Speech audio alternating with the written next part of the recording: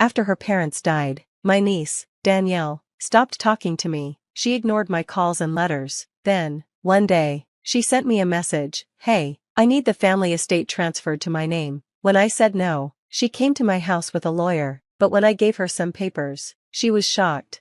A few years ago, Danielle cut me out of her life completely. It wasn't gradual, it was sudden and deliberate. She stopped answering my calls, left my messages unread, and sent my letters back. This wasn't just her being a rebellious teenager. She was 21, old enough to know what she was doing. I wasn't just her uncle, I practically raised her after her parents died in a car accident. I took her in and gave her everything I could. I wasn't rich, but I made sure she had what she needed. Then, out of nowhere, she disappeared. No explanation, no fight, just silence. For 2 years, I tried to reach out, hoping it was just a phase and that she'd remember how much I cared for her. Just when I started to accept that I might never hear from her again, she sent me that message, "Hey, I need the family estate transferred to my name." No hi, uncle, no sorry for disappearing, just a demand. My heart raced. Of course, she only reached out for the estate. I wasn't going to let this go without a response. I told her, "We need to talk. Come by." The next day, she showed up at my door. She wasn't alone, a lawyer in a stiff suit stood beside her, holding a briefcase. I let them in. Danielle looked different. She was wearing expensive clothes, her nails were perfect, and her hair was styled. The girl I raised used to wear jeans and old band t-shirts. This woman looked like she'd never worked a day in her life.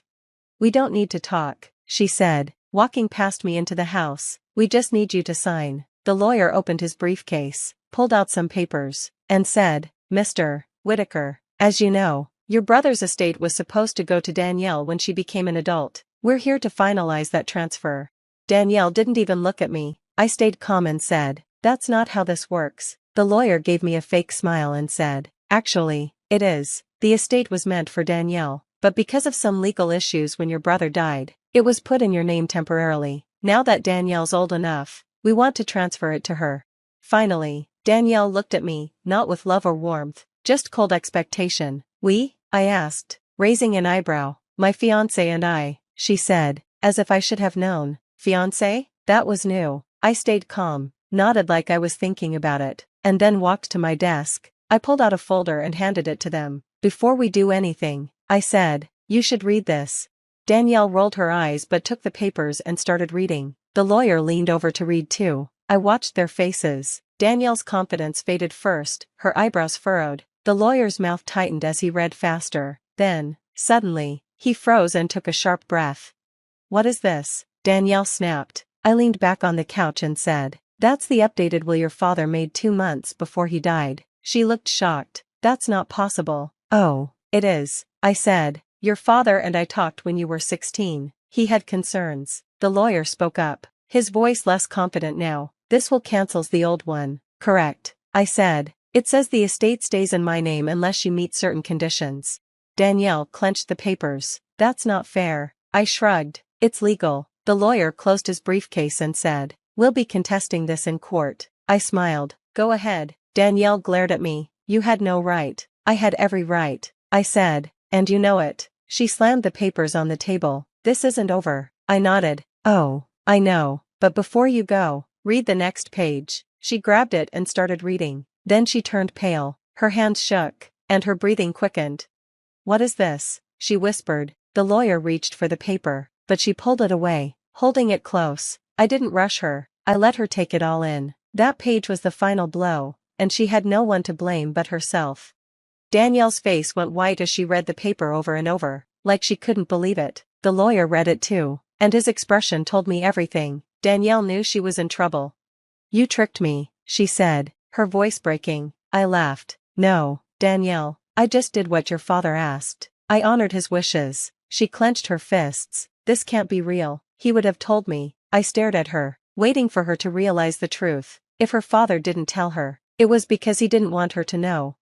The lawyer straightened up and said, "Mr. Whitaker, we'll need a copy of these documents to verify them." "Go ahead," I said, handing him a copy. Danielle didn't say anything. She just stood there, staring at the paper like it had betrayed her. Then she turned and stormed out. The lawyer followed, but before he left, he said, "Expect to hear from us soon." I smiled, looking forward to it.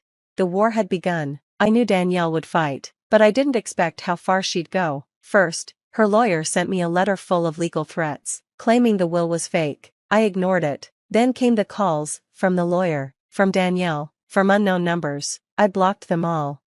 Then, one morning, I woke up to find my front door wide open. The office was a mess, papers everywhere, drawers pulled out, my desk overturned, the filing cabinet, where I kept the documents, was pried open. Someone had broken in, and I knew who sent them. I called the police and reported the break-in. They asked if I had cameras, but I didn't. That was my mistake. But what Danielle didn't know was that the real documents weren't in the office. They were in a safe deposit box at the bank. What they stole were just copies. Danielle was playing dirty, so I fought back. I went to my brother's old lawyer, Harold, and we made some changes. I got a restraining order to keep Danielle away, but she didn't stop. 3 days later, Harold called me. She filed a lawsuit. He said, "She's claiming the will is fake." I almost laughed. "On what grounds?" "Fraud," he said. "She says you forged it." For a second, I was speechless. If she convinced a judge, I could lose everything. But Danielle had made one big mistake. She underestimated me. I had one last document she didn't know about, and it would destroy her. I wasn't going to sit back and wait for Danielle to make her next move. If she wanted to accuse me of forging the will, I'd make sure she regretted it. I had one last secret, something even the estate lawyer, Harold, didn't know about. I made a phone call to Douglas Grayson, the lawyer who had helped my brother write his final will. He was retired now, but I knew he'd remember one important detail: the signing of the will had been recorded.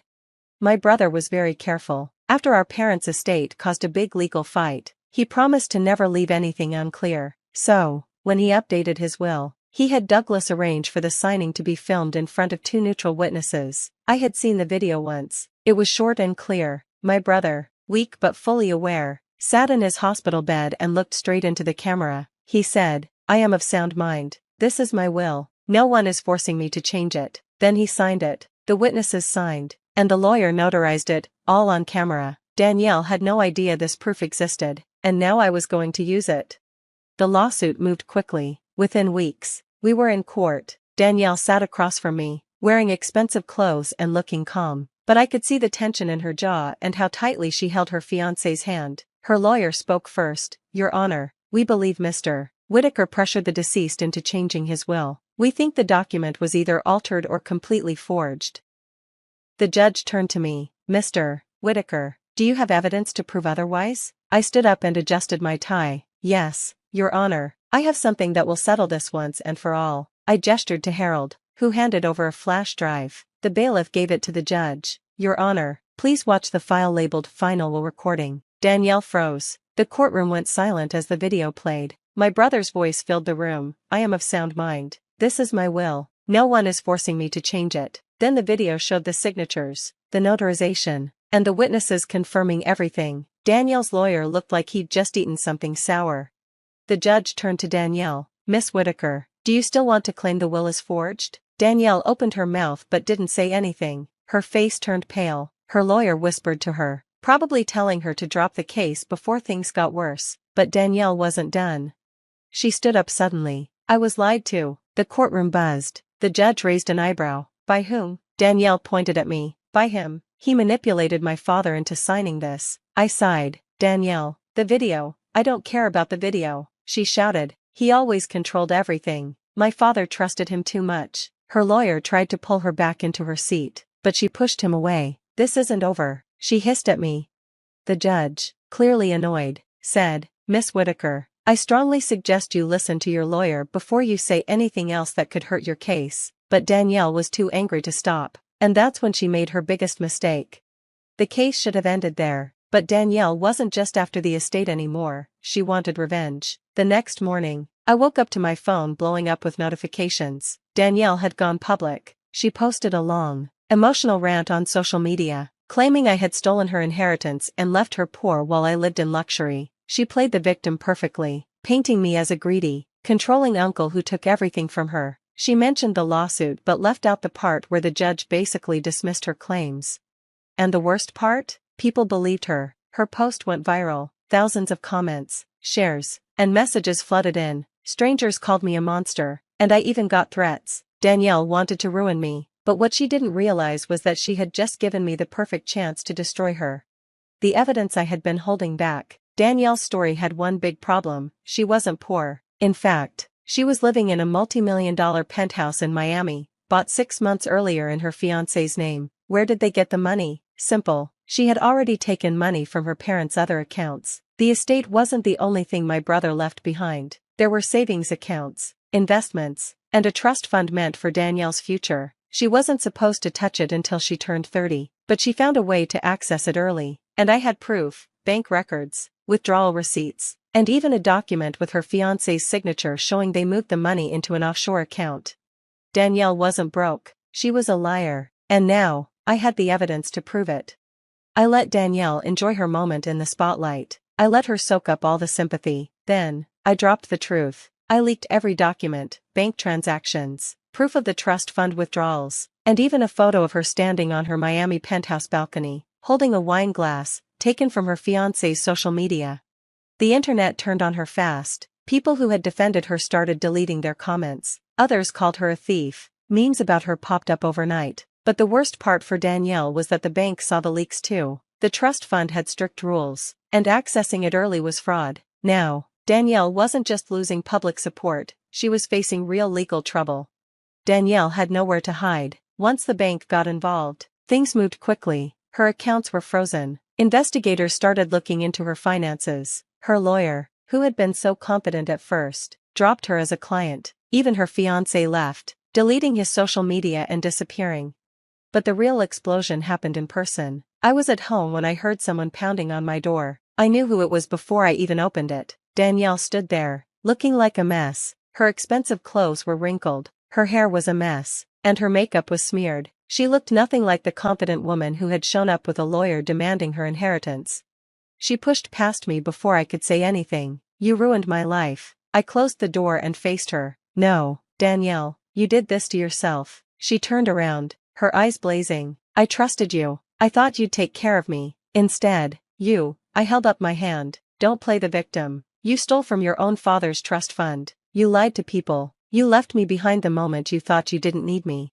She laughed bitterly. "Oh, so this is about you? About how you feel? What about me? You don't know what it was like." I snapped back. "Do you know what it was like for me, Danielle? Do you have any idea how it felt to be cut off by the girl I raised like a daughter? To be ignored for years, only for you to show up when you wanted money? You made your choices, and now you don't like the consequences."